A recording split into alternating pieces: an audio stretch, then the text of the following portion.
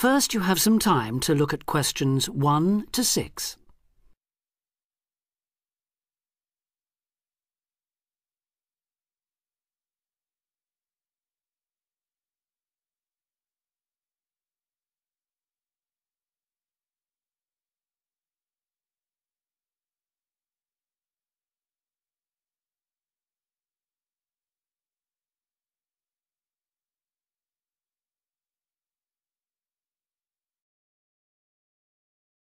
Now we shall begin. You should answer the questions as you listen because you will not hear the recording a second time. Listen carefully and answer questions 1 to 6. Homestay Language Learning, Lisa McDowell here. How can I help you? Hello, my name's Dan. Hello, Dan. And I'm going to be living with a family in Edinburgh for 3 months, so I'd like some advice on what to bring with me. I'm flying in via Singapore on the 15th. Right. Well, perhaps most important of all are your documents. Vaccination certificate, sponsor's letter, and the certifying letter from us for immigration. Yes, I've got all those in order, I think. What I'm really wondering about are money and clothes and things for my room. Personal effects, in other words. OK, let's start with cash. You'll already have money in your bank account here, of course, but make sure when you get here you have some cash on you. Pounds, that is, not euros or dollars. How much do you suggest? I'd say 50 as an absolute minimum. OK. Now, the next thing is which clothes to bring. What do you think? Well, as I'm sure you know, it can get pretty cold here, so you will need some warm clothing. There are shops near here that sell winter clothes quite cheaply, so you really don't need to bring much. Do make sure, though, that you have at least one thick sweater and a jacket with you when you arrive here. The temperature's likely to be a lot lower than in Singapore. Thanks for the warning. Now, something else I'm not sure about is whether to bring my computer.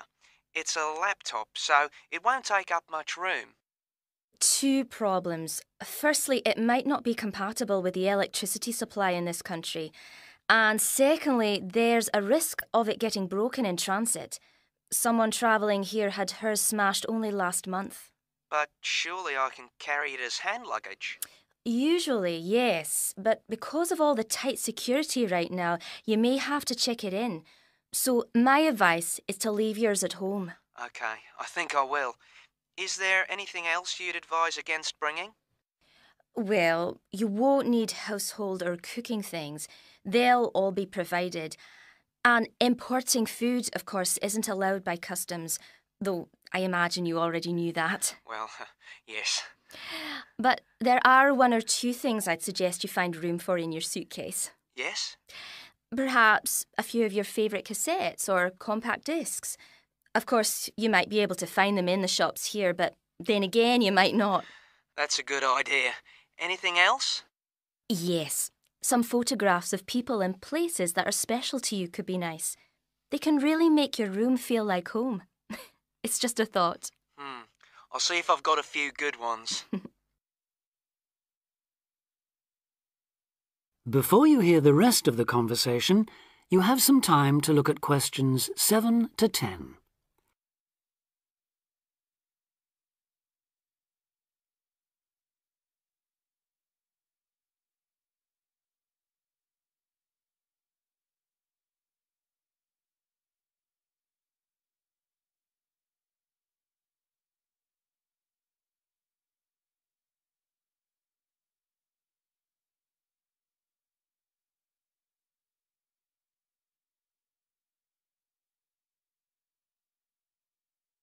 Now listen and answer questions 7 to 10. Just a few points about packing. Make sure all your cases are clearly labelled, in English, with your host family's name and address. Just in case they go missing on the way.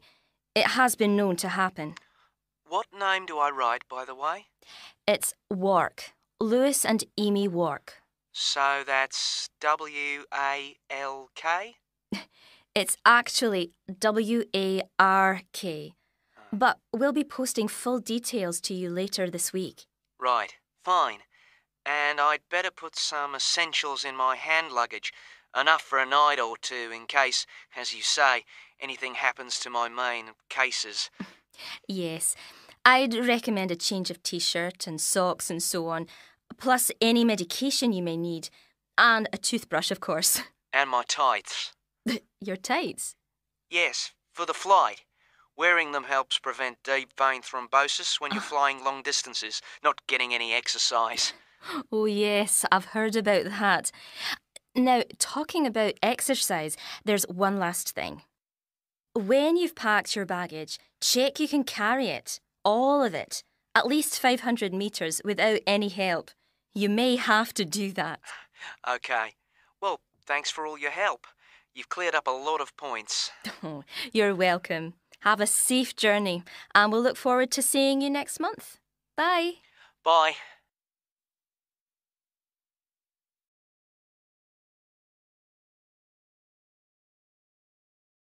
That is the end of part 1. You now have half a minute to check your answers.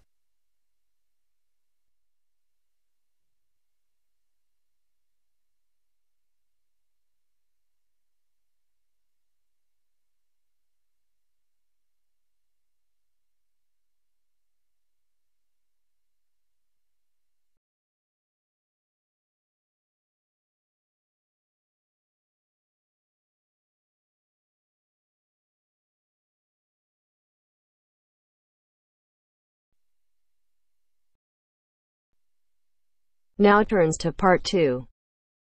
Part 2. You will hear a lecturer discussing the possibility of creating nuclear fusion. First, you have some time to look at questions 11 to 15.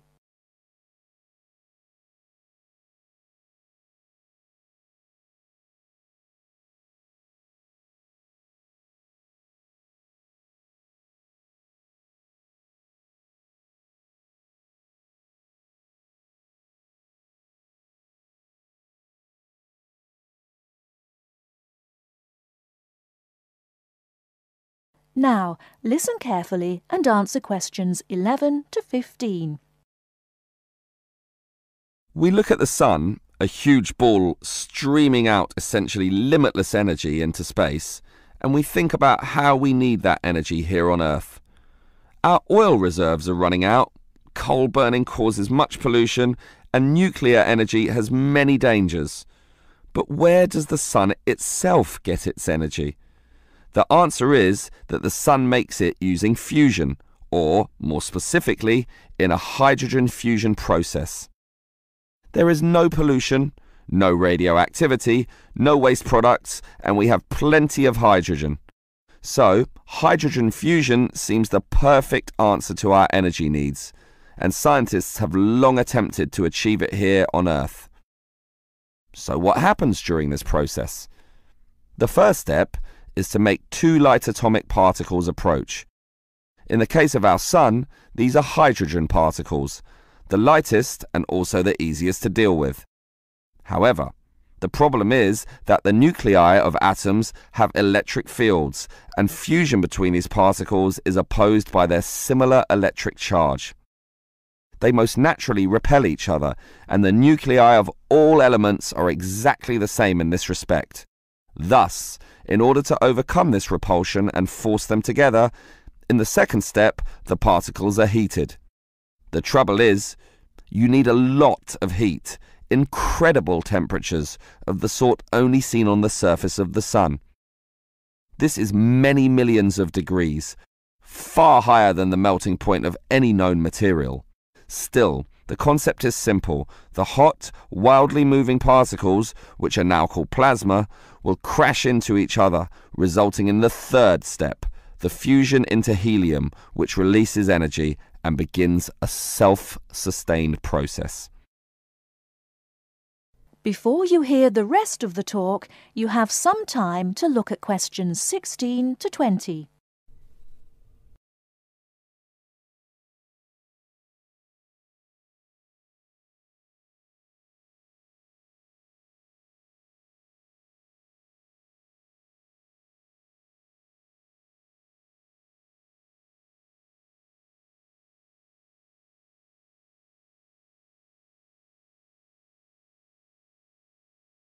Now listen and answer questions 16 to 20. So, we know how fusion works. Thus, the big question is, can we create it here on Earth? We actually have the technology to superheat hydrogen into plasma, but no container on Earth can deal with those temperatures. Thus, we need to confine this superheated material so that it doesn't touch anything. For that, we need a special reactor, and most research has focused on an apparatus known as a tokamak system. That's Tokamak, an acronym from some Russian words meaning toroidal chamber with magnetic field. It's an apt name, since a very powerful magnetic field is used to confine and suspend the super hot plasma in the air so that it doesn't touch anything. This is possible only because this plasma has an electric charge, which interacts with the magnetic field. Of course, the walls of the fusion vessel will still get hot, very hot, and to avoid being melted, they must be cooled with a cryogenic system to intensely low temperatures. But now we are faced with the second problem. If we are to draw power from this system, the reaction must be continuous and controllable. However, when fusion begins, the plasma becomes unstable, and at these temperatures, that is a very serious situation. If we lose control, a disaster could result.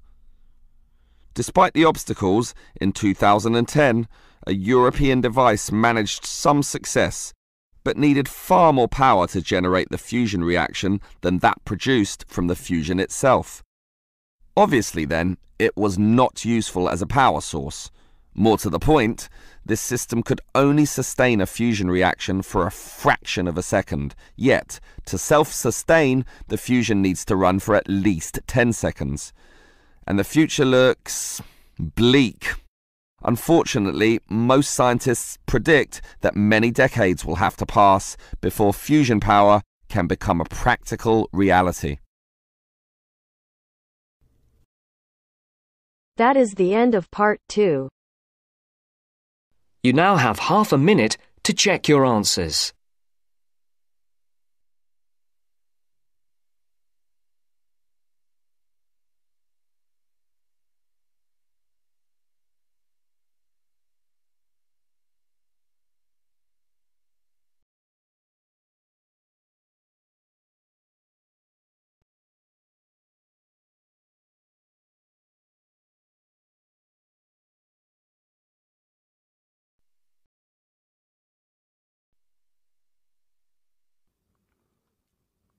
Now turn to Section 3.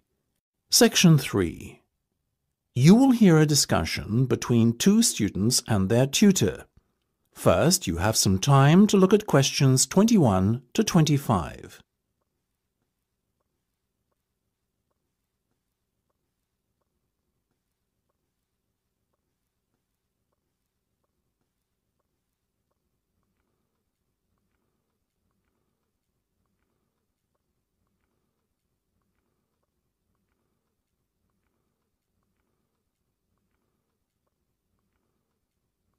Now listen carefully and answer questions 21 to 25. Okay, guys. First off, well done. That was a very good presentation yesterday. Now I'm just going to ask you questions about it before I give you my feedback. That okay? Sure. Of course. Right. Well, in that case, tell me, Niall, why did you choose to talk about Rafael Nadal? To tell you the truth, I didn't. I think I'd better let Sheena handle this one. Sheena?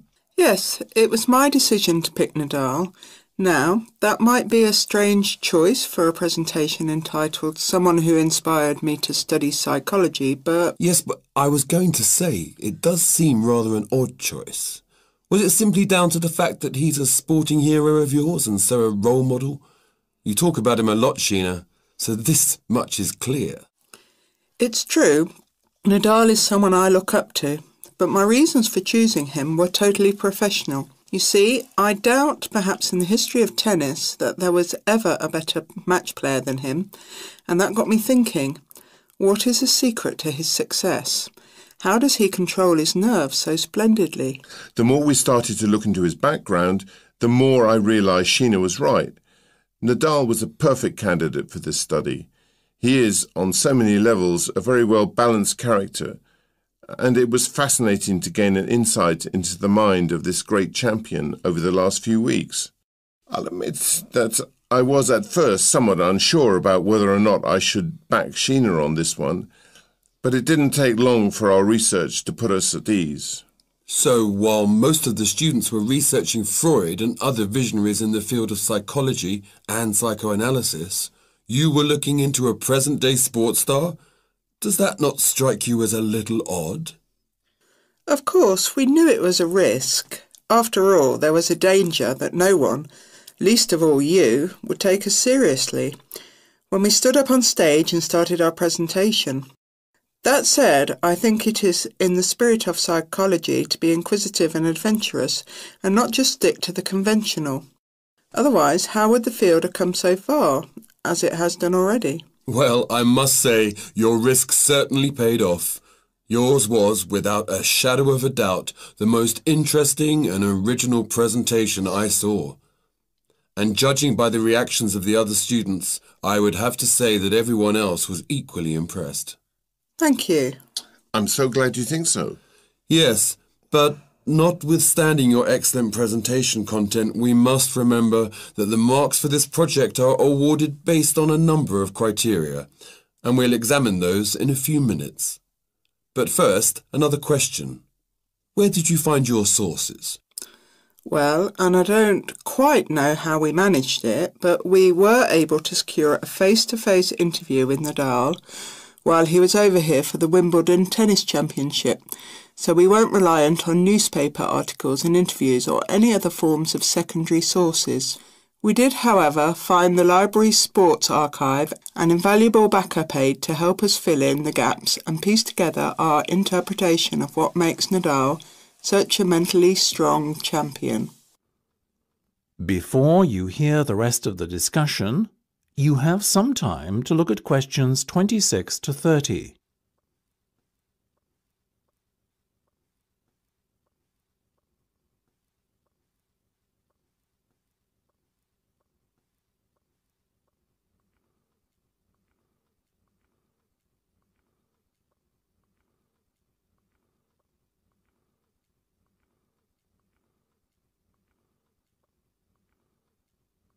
Now listen and answer questions 26 to 30.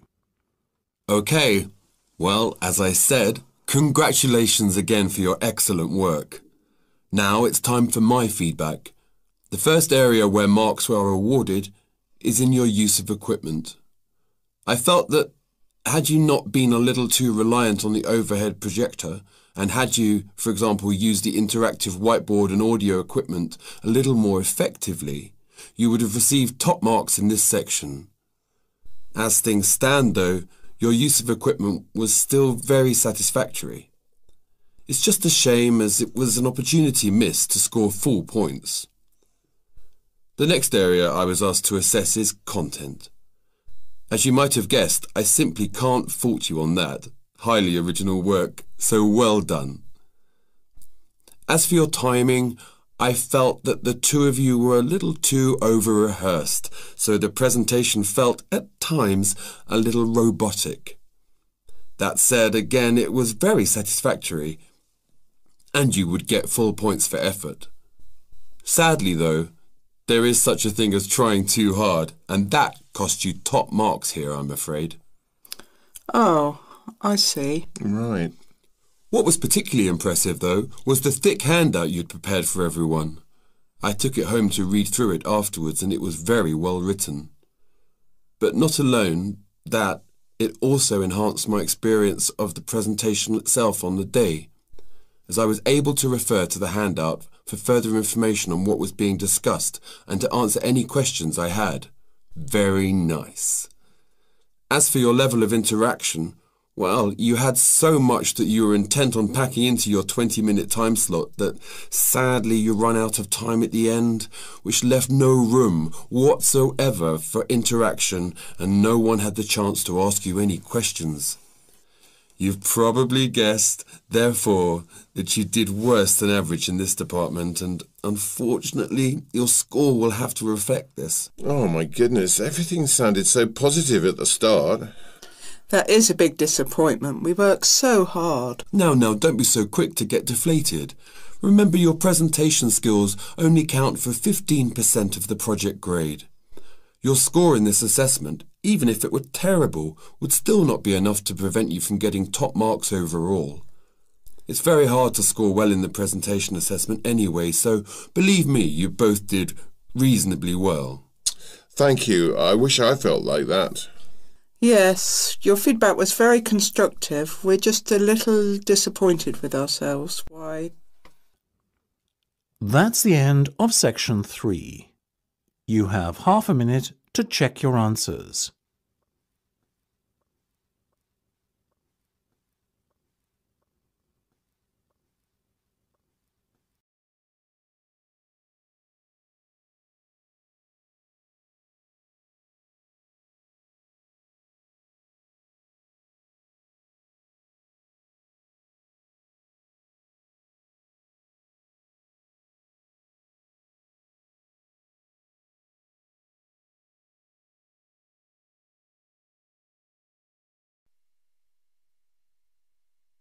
Now turns to Part 4.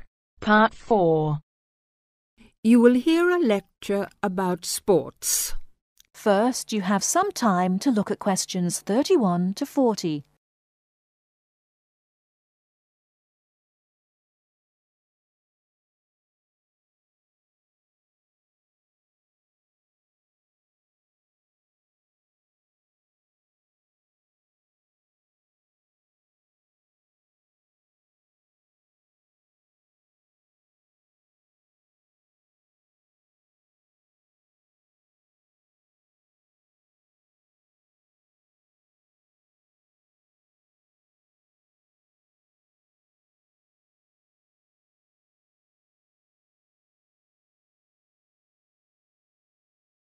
Now listen carefully and answer questions 31 to 40. Not all people like to work, but everyone likes to play. As sports help people live happily, they help to keep people healthy and feeling good. When people are playing games, they move a lot. This is good for their health. Having fun with their friends makes them happy. So all over the world, men and women, boys and girls enjoy sports. Since long ago, adults and children have called their friends together to spend hours, even days, playing games. Sports usually take a variety of forms. Organised competitions, which draw huge crowds to cheer their favourite team to victory, athletic games, played for recreation anywhere sufficient space is found, and hunting and fishing. Most sports are seasonal, so that what is happening in sports depends on the time of the year. As sports change with the season, people often do not play the same games in winter as in summer. If you want to know what others' favourite sports are, first of all, you should find where they live. Generally speaking, people in hot areas are fond of swimming, while people in cold places love skiing or skating. In this case, surfing is believed to be an important sport in Hawaii. The Pacific Ocean sends huge waves up on the beaches, waves that are just right for surfing.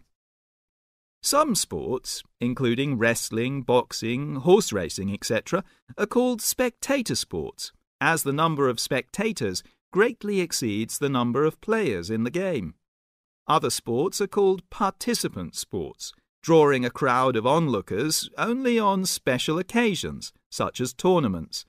Some sports are commercial and professional, with players who are paid for their participation and with audiences who pay admission to watch.